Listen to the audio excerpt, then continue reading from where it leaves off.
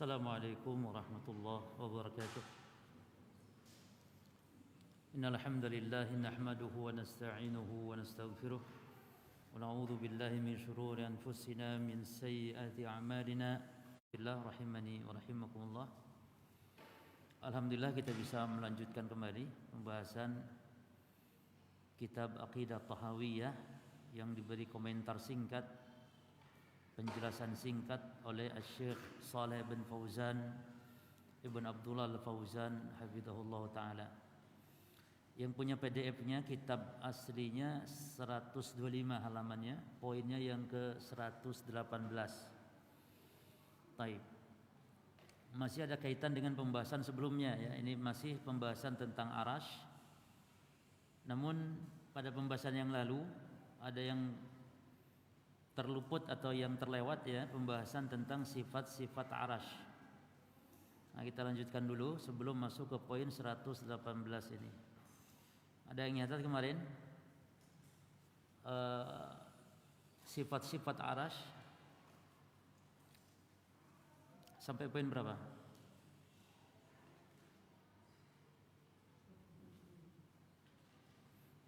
Yang Arasy-nya itu.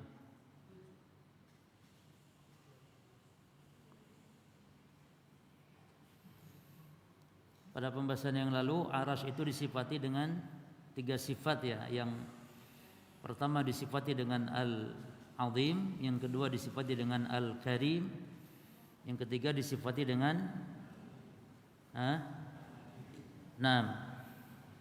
Al-Majid. Kemudian pembahasan berikutnya tentang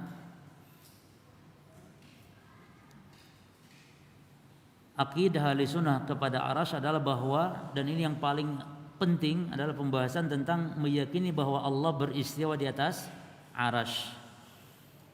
Ya. Allah beristiwa di atas Arasy. Allah beristiwa di atas Arasy itu Allah sebutkan di dalam Al-Qur'an pada 7 tempat ya, sudah itu. Jadi penyebutan Allah beristiwa di atas Arasy dalam Quran itu terdapat pada 7 tempat.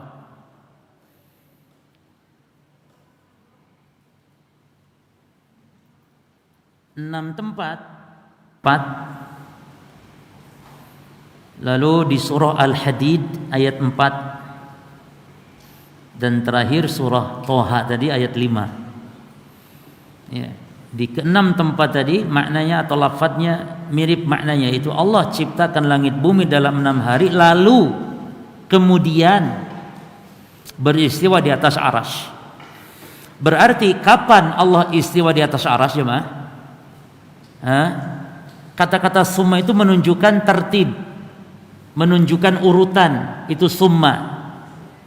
Ya, beda dengan wa, waw, wa, dan. Kalau dan itu untuk menunjukkan sama.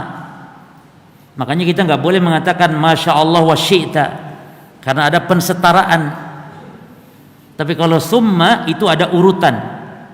Sehingga kalaupun kita mau mengatakan atas kehendak Allah lalu kemudian atas kehendak kamu, itu boleh.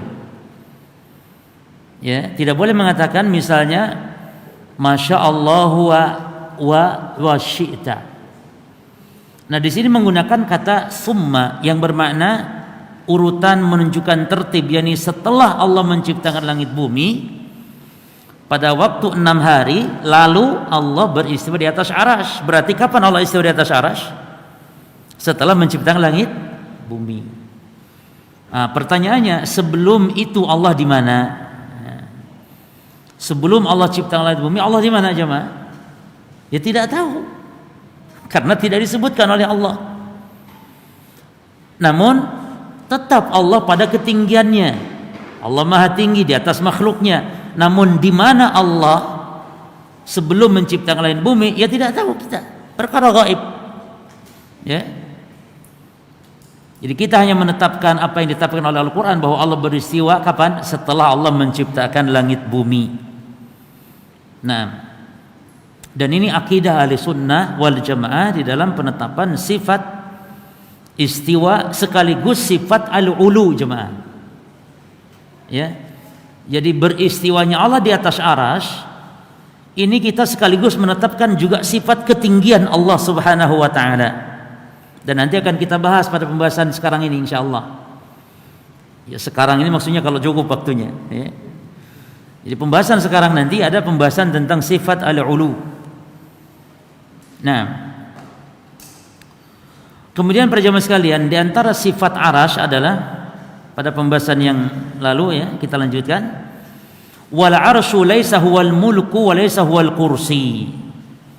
Arasy itu bukanlah dia kerajaan sebagaimana ditafsirkan oleh ahli bidah dari kalangan kaum Mu'attilah, ya, seperti orang-orang atau kalangan Asy'ariyah yang mengatakan arasy Allah maknanya al-mulk, kerajaan.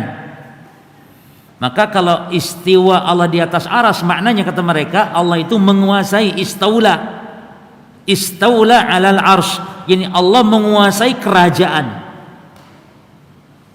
Dan ini adalah penafsiran yang batil, dan ini namanya takwil yang batil. Ya.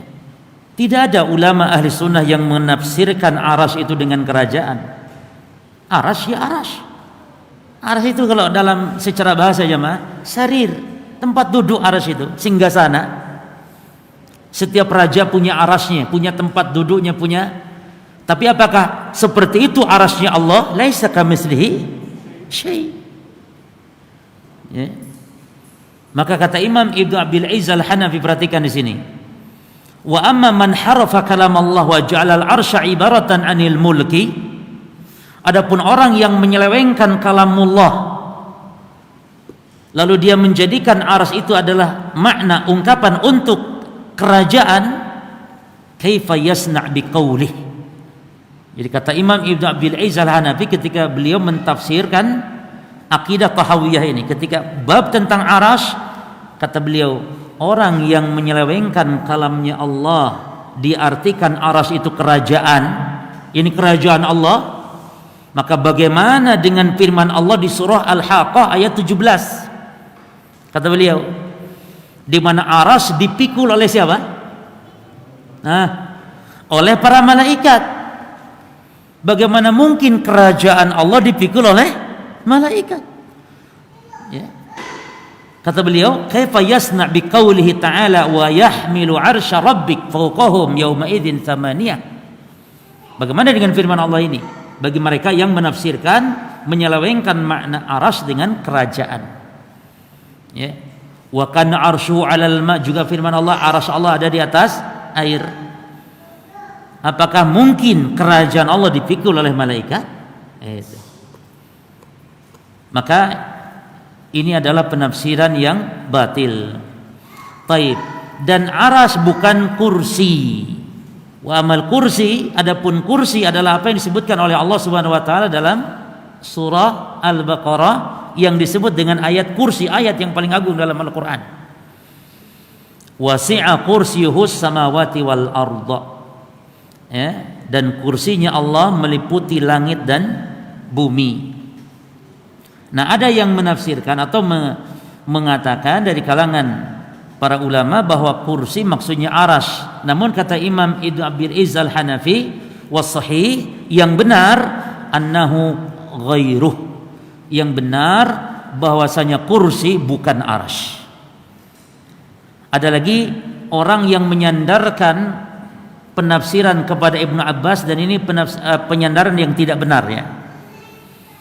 Ini katanya orang, ada yang mengatakan Ibnu Abbas menafsirkan bahwa kursi Allah itu maknanya ilmu Allah.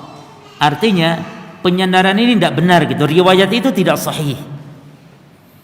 Maka para jemaah sekalian, kalau ada perkataan manusia atau pernyataan orang, para salaf itu mentakwil ayat-ayat Allah misalnya, maka satu dari dua kemungkinan. Bisa kemungkinan penyandarannya tidak benar, yakni sebenarnya tidak ada riwayat itu. Ya. Seperti Ibnu Abbas katanya menafsirkan kursi adalah ilmu Allah. Ini tidak benar, tidak sahih. Atau yang kedua, maknanya bukan takwil, tapi apa? Tapi konsekuensi daripada ayat itu sendiri. Seperti ketika para ulama salaf menafsirkan Allah bersama makhluk, wa huwa ma'akum ainama kuntum, dan dia bersama kalian, Allah yang bersama kalian dimanapun kalian berada. Kita katakan yang bersama kita itu apanya Allah? Bukan zat Allah tapi ilmunya Allah. Lah, kata mereka ini takwil katanya.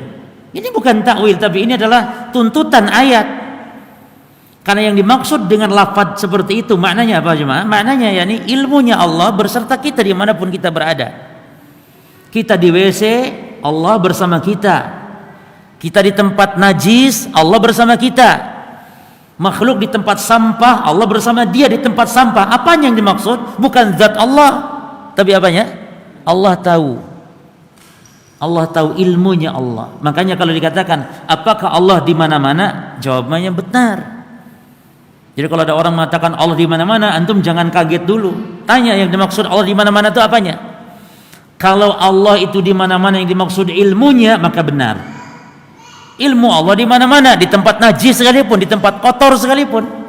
Tapi zat Allah maha suci dari tempat-tempat yang kotor. Maha suci Allah. Jadi Imam Malik seperti Imam Malik dan yang lain mengatakan Allahu fis sama wa ilmuhu fi kulli makan. Anda catat perkataan Imam Malik. Allah fis sama wa ilmuhu fi kulli makan. Allah itu di atas langit zatnya, namun ilmunya di mana-mana tempat. Muhitun, meliputi. Dan juga nanti akan dibahas oleh Syekh Fauzan di sini insyaallah masalah Allah meliputi makhluknya. Jadi yang benar kursi adalah kursi, bukan arash. Dan kita menetapkan secara hakiki, dan kursi diterjemahkan oleh para ulama di antaranya dari kalangan para sahabat. Kursinya Allah Subhanahu wa taala huwa maudhi'u qadamai rahman. Kursi artinya tempat qadamai, tempat kakinya, kedua kakinya Allah Subhanahu wa taala. Jadi kita menetapkan Allah punya kaki dan kakinya Allah dua. Kita menetapkan Allah punya tangan dan tangan Allah dua. Ya.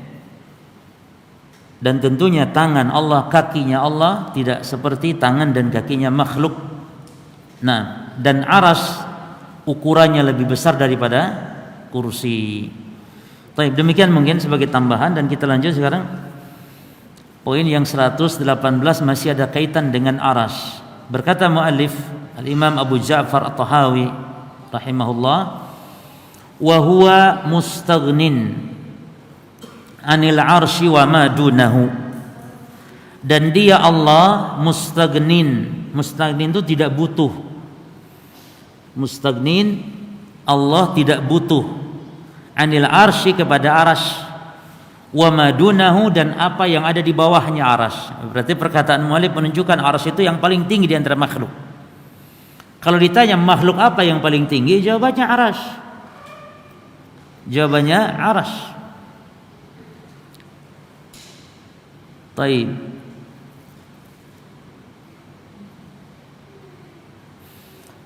Teka-teki akidah jemaah. Antum sudah ngaji akidah. Kita teka-teki sekarang. Mana yang paling agung? Kalau makhluk yang paling tinggi apa? Arsy. Sekarang teka-teki, bukan teka-teki silang ya. Antum jawab. Mana yang paling agung? Quran atau Nabi Muhammad? Tapi ini ilmu loh, jawabannya tuh sesuai. Nanti yang ditanya Nabi Muhammad, anak tanya dalilnya. Yang jawabnya Quran, anak tanya dalilnya. Sekarang, mana yang paling agung? Muhammad, Nabi Muhammad atau Al-Quran? Jemaah. Nabi Muhammad yang membawa Al-Quran. Baik. Sekarang mana yang paling agung? Al-Quran atau Nabi Muhammad? Ada khilaf atau ada khilaf? Ya jemaah. Yang jawab Al-Quran apa alasannya? Yang jawab Nabi Muhammad pun apa alasannya? Yang enak yang tidak jawab, tidak akan ditanya. Baik. Jamaah sekalian, yang paling agung bukan Nabi Muhammad tapi Al-Quran. Kenapa? Karena Al-Quran adalah kalamnya siapa? Nah itu loh. Karena Al-Quran kalamullah, dan ini akidah kita ahli sunnah. Tapi kalau menurut Mu'tazilah, ya pasti jawabannya yang paling agung Nabi Muhammad. Karena Al-Quran adalah makhluk, bukan kalamullah. Nabi Muhammad makhluk, Quran juga makhluk. Ya Nabi Muhammad lah yang paling agung. Tapi menurut ahli sunnah yang paling agung Al-Quran, karena Al-Quran sifat Allah. Bagaimana Allah disejajarkan dengan Nabi Muhammad, ya, apalagi mengatakan Nabi Muhammad lebih agung daripada Al-Quran yang dia adalah sifat Allah, kalamnya Allah. Taib ya. Nah poin ini para jamaah sekalian adalah poin dibawakan oleh muallif dalam rangka untuk menepis sangkaan sebagian orang ketika disebutkan Allah istiwa di atas arasy. Nanti anggapan orang bahwa Allah butuh kepada apa? Kepada arasy. Kalau makhluk demikian. Kalau kita istiwa di atas kursi misalnya, kalau kita istiwa di atas kendaraan kita, berarti kita butuh sama kendaraan tersebut. Namun tidak bagi Allah Subhanahu wa taala. Maka perhatikan di sini kata muallif, Syekh Fauzan hafizahullah mengatakan, la tatasawwaru anna ma'na qaulihi ta'ala summa stawa 'alal 'arsy annahu muhtajun ilal 'arsy. Ya. Baik.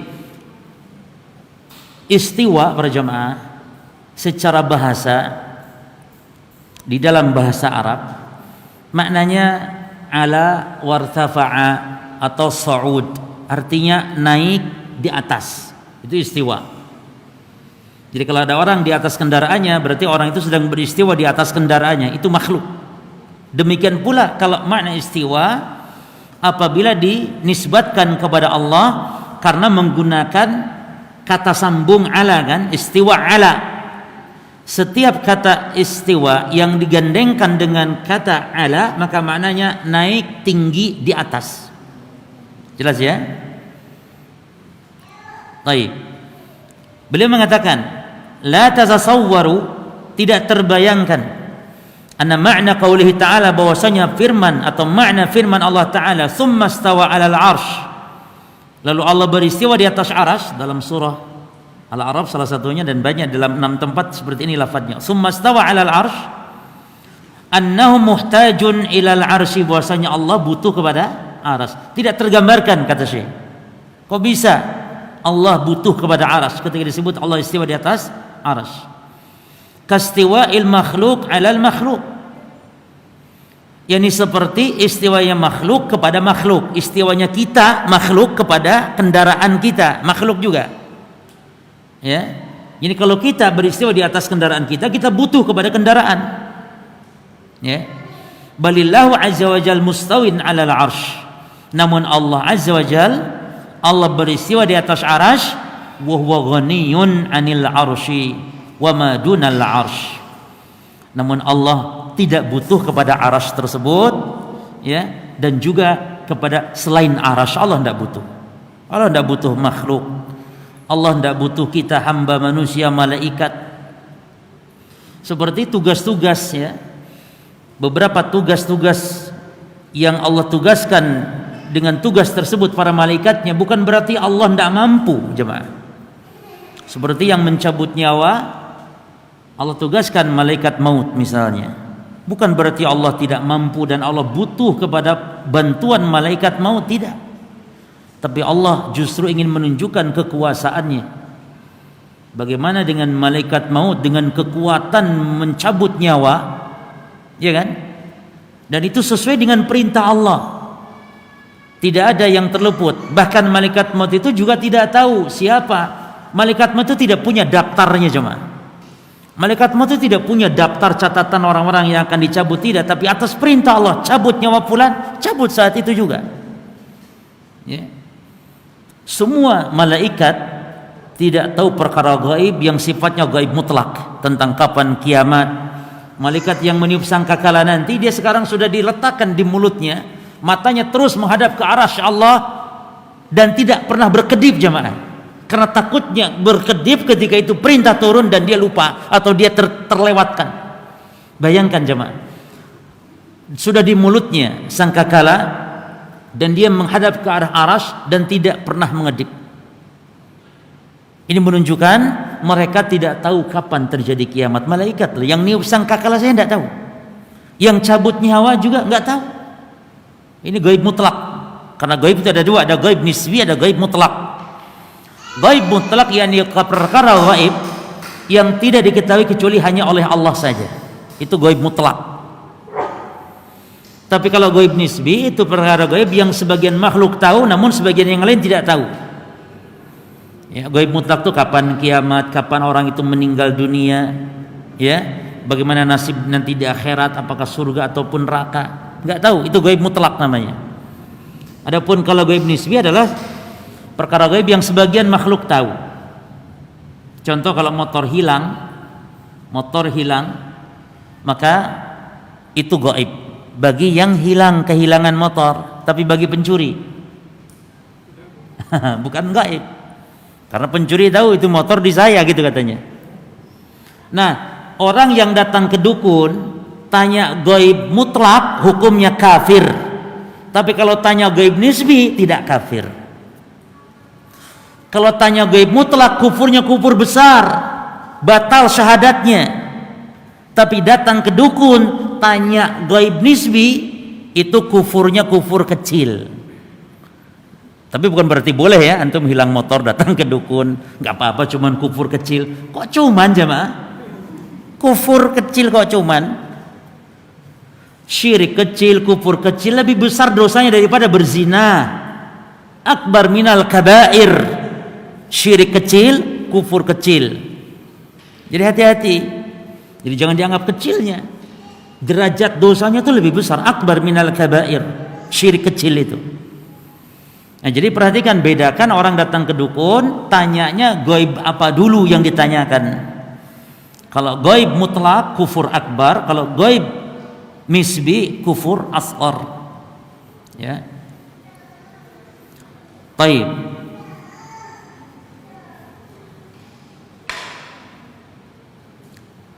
Dalilnya yang lain, ini kita tambahkan dalil bahwa Allah tidak butuh, ya, baik kepada aras ataupun selain aras dari makhluknya, karena aras adalah makhluk Allah. Antum lihat surah Ali Imran ayat 97 dan surah Fatir ayat 15 jemaah.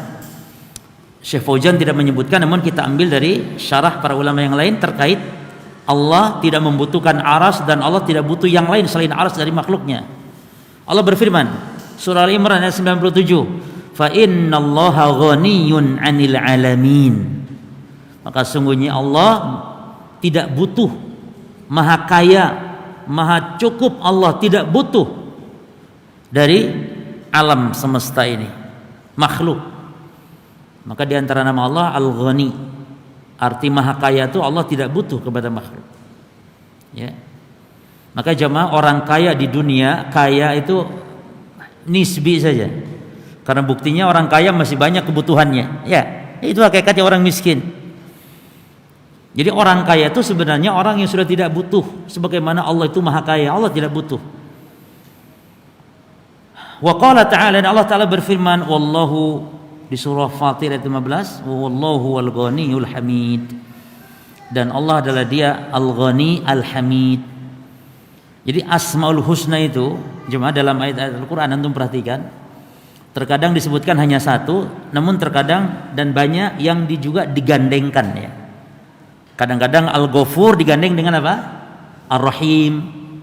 Seperti Al-Ghani digandeng dengan Al-Hamid. Dan jemaah sekalian, penggandengan asma Allah ini dalam Quran itu bukan tanpa makna. Makanya dalam menggandengkan pun tidak sembarangan. Ya. Al-Qawi digandengkan dengan apa? Enggak sembarangan. Ar-Rahman digandengkan dengan misalnya Ar-Rahim. Al-Ghani dengan Al-Hamid. Al-Hamid apa artinya? Yang maha terpuji. Jadi Allah itu walaupun kaya, terpuji. Beda dengan makhluk, kaya sombong, akhlaknya jelek, buruk. Allah tidak demikian. Al-Ghani, Al-Hamid. Nah, itu faedah-faedah tentang Asmaul Husna dalam Al-Quran. Kenapa digandeng? Untuk menambah makna supaya lebih kuat, atau untuk menunjukkan kesempurnaannya, semakin sempurna jemaah. Ya. Baik, lalu saya mengatakan di sini, jami'ul makhluqat muhtajatun ila Allah. Namun seluruh makhluk butuh dia kepada Allah Subhanahu wa taala. Allah Taala berfirman di surah Fatir ayat 41. Innallaha yumsiku samawati wal arda. Sesungguhnya Allah menahan langit dan bumi antazula agar tidak tazul, agar tidak runtuh, agar tidak hancur. Wala in zalata, ya, in amsakahuma min ahadin min ba'dih, ya, maka langit tidak akan mampu siapapun selain Allah untuk menahannya. Berarti menunjukkan justru aras yang butuh kepada Allah, justru langit bumi yang butuh kepada Allah, bukan Allah yang butuh kepada aras, bukan Allah yang butuh kepada langit bumi. Ya, maka dialah Allah yumsikul arsh. Allah lah yang menahan arasy. Beda dengan kita, kalau kita duduk di atas kursi, maka kita membutuhkan kursi tersebut. Kalau tidak ada kursi, kitanya apa? Kalau kursinya diambil, kitanya apa? Jatuh, ya Pak. Allah tidak demikian. Makanya orang-orang di sebagian ini sekarang main akal-akal, main otak, jemaah. Katanya kalau Allah istiwa di atas aras, lalu kalau arasnya nggak ada, Allahnya jatuh. Itu kalau ente, iya. Seperti katanya Allah turun di langit, Allah turun ke langit dunia pada sepertiga malam yang akhir. Kalau di Sidoarjo iya, di Amerika bagaimana? Ya kalau kita nggak bisa, kita turun, misalnya kita turun dari langit, kita makhluk turun dari langit di Sidoarjo sepertiga malam yang akhir, nggak bisa turun kita di Surabaya aja nggak bisa, cuma. Kalau kita kan demikian. Orang banyak baca Al-Fatihah dan semuanya Allah jawab. Subhanallah jemaah ya. Kalau ada hamba membaca Al-Fatihah, alhamdulillahirabbil alamin, itu antum yakini, wajib yakini bahwa Allah sedang menjawabnya itu. Bayangkan satu masjid ada berapa? 100 orang misalnya. Allah tidak bingung ketika menjawab hamba-hambanya yang membaca surah Al-Fatihah. Kalau kita mungkin kita jawab yang ini, yo, aku jawab sing iki sih. Sebelah kono piye aku jangan kok asik. Daftar sing ngantri sih. Allah tidak gitu jemaah. Demikian bayangkan Allah turun ke langit dunia. Pokoknya setiap sepertiga malam akhir Allah turun ke langit dunia, dan turunnya pun apakah seperti kita jatuh dari meja ke bawah? Laisa kamitslihi syai'. Cuman makna turun tuh yakni dari atas kemana? Itu yang kita pahami. Namun caranya wallahu alam. Tapi turun artinya bukan dari bawah ke atas, dari mana ke mana kalau turun? Itu yang kita pahami. Jadi Allah turun iya dari atas ke bawah, namun bagaimana caranya wallahu alam. Laisa kamitslihi syai'un. Jadi kita wajib menetapkan maknanya, makna wajah, makna tangan, makna turun, makna jari, makna kaki. Maknanya kita paham, namun hakikatnya, kaifiatnya kita yang tidak paham, tidak tahu. Baik. Fa huwa alladhi yumsikul 'arsy wa yumsikus samawati wa yumsikul arda wal makhluqat. Allah yang menahan aras, langit, menahan bumi dan makhluk-makhluk bi qudratihi wa izzatihi, dengan kekuatan Allah Subhanahu wa taala, kekuasaan Allah Subhanahu wa taala. Fayal muhtaja ilaihi, ya, maka makhluk semuanya butuh kepada Allah Subhanahu wa taala, wa huwa ghaniyun anha subhanahu wa taala, sementara Allah tidak butuh kepada makhluk, ya. Dan diantara nama Allah para jamaah adalah As-Samad. Nah ini, jadi nama Allah As-Samad. Maka antum boleh punya anak namakan Abdus Samad, semoga menjadi ahli sunnah, ya. Abdus Samad itu bagus, nama yang bagus, karena As-Samad itu luar biasa. Jadi As-Samad itu ikhwan ada 4 tafsiran. As-Samad itu tafsiran yang masyhur di kalangan kita adalah tempat bergantung, kan gitu ya. Artinya seluruh makhluk hajat butuh kepada Allah. Itu makna yang masyhur, itu tafsiran yang masyhur, dan ini benar. Namun ada makna-makna yang lain dari As-Samad. Yang pertama Al-Kamil artinya. As-Samad artinya Al-Kamil, yang maha sempurna.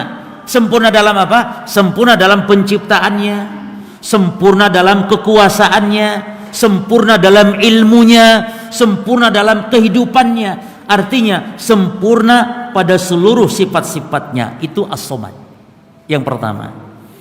Yang kedua, as-samad itu ikhwan maknanya alladzi la jawfalah. As-samad itu artinya zat yang tidak memiliki rongga, artinya yang tidak butuh makan minum, dan itulah Allah. Kalau kita kan lubang tok kita ini lubang semua lubang, artinya butuh kita ini, butuh diisi kan, perut butuh. Jadi as-samad maknanya la jawfalah, la jawfalahu, yang tidak memiliki perut, yang tidak memiliki rongga, yang tidak butuh makan minum, dan itulah Allah Subhanahu wa ta'ala. Lalu yang ketiga, as-samad maknanya al-masmud. Al-masmud ilaihi, yani alladzi tasmudu ilaihi al-khalaiq, yani maknanya seluruh makhluk butuh kepada Allah. Allah tidak butuh makhluk, tapi makhluk yang butuh kepada Allah, itu as-samad. Dan itu makna yang terkenal yang kita kalau menafsirkan Allah tempat bergantung. Ya. Yang keberapa jemaah? Yang keempat, as-samad artinya ditafsirkan oleh ayat setelahnya. Apa itu? As-samad artinya apa? Tafsiran as-samad apa? Ditafsirkan oleh ayat setelahnya. Apa itu? Ma makna as-samad? Al-jawab alladzi lam yalid wa lam yulad wa lam yakul lahu kufuwan ahad. Itu makna as-samad. As-samad artinya apa? Alladzi lam yalid wa lam yulad wa lam yakul lahu kufuwan ahad. Dan tafsir seperti ini namanya tafsir tanawwu'. Ini tafsir yang beraneka ragam, ya, namun makna semuanya benar. Allah ditafsirkan as-samad al-kamil yang tidak apa-apa. Allah ditafsirkan as-samad al-masmud, ai kul makhluqat yahtaj ilaihi, enggak apa-apa. Allah ditafsirkan as-samad alladzi lam yalid wa lam yulad wa lam yakul lahu kufuwan ahad, enggak apa-apa. Dan satu lagi alladzi la jawfa lahu, Allah yang tidak butuh makan, tidak butuh minum, itu juga menunjukkan kesempurnaan Allah Subhanahu wa ta'ala. Baik, lalu kita baca lagi. Wala yalzam min kauni syai' fawqa syai' an yakuna la'ala muhtajan ila ma tahtahu. Dan tidak mengharuskan, kata Syekh Fauzan hafizahullah, dan tidaklah mengharuskan min kauni syai' fawqa syai' an yakuna la'ala muhtajan ila ma tahtahu. Apabila sesuatu berada di atas sesuatu, tidak menunjukkan yang di atas harus butuh kepada yang di bawah. Tidak harus seperti itu katanya. Sebagaimana misalnya fas-samawat, contohnya, maka langit, fawqal ardi, langit di mana? Di atas apa langit? Di atas bumi, betul tidak? Bumi kan di bawah, langit di atas. Walaisat muhtajatan ilal ard. Namun langit langit tidak butuh kepada bumi. Artinya tanpa ada bumi pun langit bisa ada. Ini langit tidak butuh kepada bumi. Padahal bumi di bawah langit. Demikian pula Allah, ketika Allah di atas, arasy di bawah, tidak menunjukkan Allah butuh, yang karena Allah di atas butuh kepada arasy yang ada di bawahnya. Ya. Kemudian satu kali lagi poin yang ke-119, muhitun bikulli syai'in wa fawqahu. Bahwa Allah Subhanahu wa taala meliputi segala sesuatu. Muhitun itu Allah meliputi segala sesuatu, wa fawqahu, nah ini, dan Allah di atas segala sesuatu. Ya. Muhitun bikulli syai' dalam surah Ali Imran ayat 5 dalilnya. Innallaha la yakhfa 'alaihi syai'un fil ardi wala fis sama'.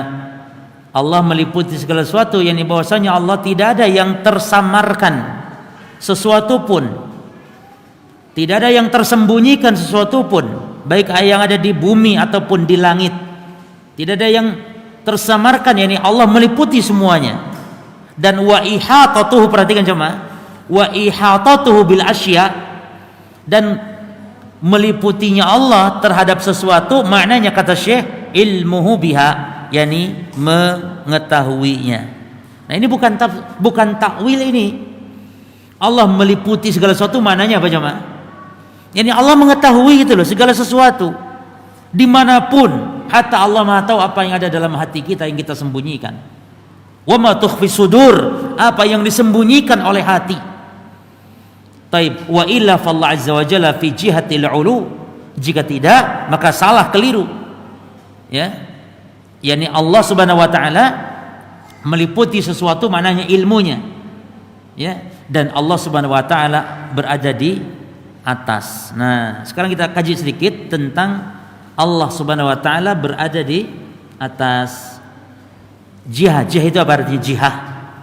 Saya menggunakan lafaz fi jihatil ulu. Jihah itu artinya arah.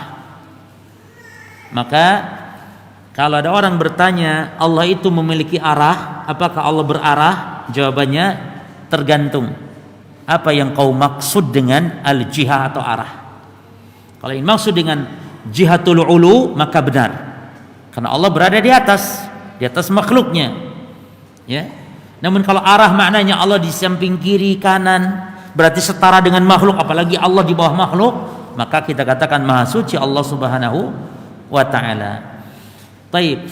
Al-ulu para jemaah adalah sifat yang ditetapkan bagi Allah, dan sifat al-ulu ini ada dua macam. Ada dua macam. Yang pertama al-ulu az-zati. Al-ulu zat. Yani maha ketinggian Allah tinggi secara zatnya. Dan inilah yang diingkari oleh ahli bid'ah. Hanya ahli sunnah yang menetapkan Allah tinggi secara zatnya. Yang kedua ulu sifat. Yang kedua Allah tinggi itu maknanya sifatnya maha tinggi, bukan zatnya. Dan ini diyakini oleh seluruh umat Islam. Tidak ada yang berselisih. Ahli bid'ah menetapkan ini. Nah, makanya kalau ditanya apakah ahli bid'ah menetapkan sifat al-ulu, jawabannya iya, tapi cuman ulu apa? Cuman ulu sifat saja. Adapun zat Allah mereka macam-macam jawabannya. Kalau sifat sepakat semua mereka. Allah maha tinggi, ya ini sifatnya. Allah itu maha luhur sifatnya, tapi zatnya macam-macam jawabannya. Ada yang di mana-mana zatnya, ada yang di hati zatnya, ya macam-macam. Ada yang maujud bila makan, ada tapi tanpa tempat katanya. Jahmiyah itu jemaah, ini sebenarnya akidah Jahmiyah, namun terkadang diadopsi oleh firqah-firqah lain seperti Asy'ariyah. Jadi tentang di mana Allah, ini Jahmiyah ini ada dua golongan, bingung dia. Yang pertama, Allah menitis pada makhluk. Yani apa yang ada pada makhluk ini Allah ada di situ. Itulah yang maksud Allah di mana-mana, yakni Allah menitis pada makhluk. Dan ini pula yang dianut oleh aliran Al-Haluliyah. Yani kelompok yang meyakini Allah menitis pada makhluk, Allah melebur pada makhluk. Yang satu lagi, Jahmiyah yang satu lagi bingung. Dia mengatakan maujud bila makan. Allah ada tapi tanpa tempat. Tidak di atas, tidak di bawah, tidak di kiri, tidak di kanan. Terus, ya ndak ono berarti. Makanya sebagian ulama ada yang mengatakan orang penyembah berhala masih lebih lumayan daripada Jahmiyah. Loh, kok bisa? Ini bukan, ini hiperbola ya, bahasa Arab. Apa ya, yang menunjukkan apa jemaah? Yang menunjukkan kekuatan bahasa gitu artinya. Penyembah berhala Tuhannya nyata, wujud ada gitu loh. Tapi Jahmiyah apa katanya? Tidak di atas, tidak di bawah, tidak di kiri, tidak di kanan. Berarti di mana? Gak ono, gak ada berarti. Makanya orang orang musyrik itu ya'budunal ausan, wal Jahmiyah ya'budunal adam. Ya'buduna al-adam. Orang musyrik menyembah berhala yang wujudnya ada, sementara Jahmiyah menyembah wujud yang tidak ada. Gak ada berarti, tidak di atas, tidak di bawah, tidak di kiri, tidak di kanan. Ya. Baik. Nah, sifat Allah al-ulu ada dua ya. Sifat apa tadi? Al-ulu az-zat, yang kedua al-ulu as-sifat. Dan jemaah sekalian, dalil-dalil yang menunjukkan ketinggian Allah Subhanahu wa taala, atau mungkin bahasanya tadi al-ulu, ulu zat, atau yang kedua ulu maknawi boleh. Maknawi. Jadi bukan secara hissi zat, bukan, tapi maknawi. Ini ahli bidah pun menetapkan. Taib. Penetapan sifat ketinggian Allah itu dengan Al-Quran, dalilnya As-Sunnah, dan juga dengan ijma'. Ya, azan. Baik. Fadhal azan dulu.